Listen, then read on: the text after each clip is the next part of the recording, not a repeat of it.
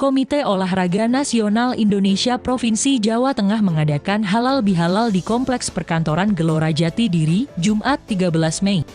Dalam kegiatan tersebut dihadiri secara terbatas oleh pengurus dan karyawan kantor KONI Jateng. Namun, Ketua Umum KONI Jateng, Bonaventura Sulistian MH turut mengundang tokoh-tokoh olahraga maupun ketua lembaga yang terkait dengan keolahragaan.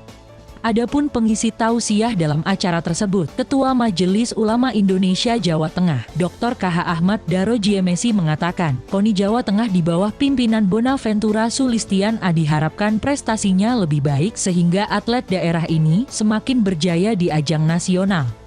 Ketua Umum KONI Jawa Tengah, Bonaventura Sulistian dalam sambutannya menambahkan hikmah dari halal bihalal adalah memupuk kerukunan, kekompakan seluruh keluarga besar KONI Jateng.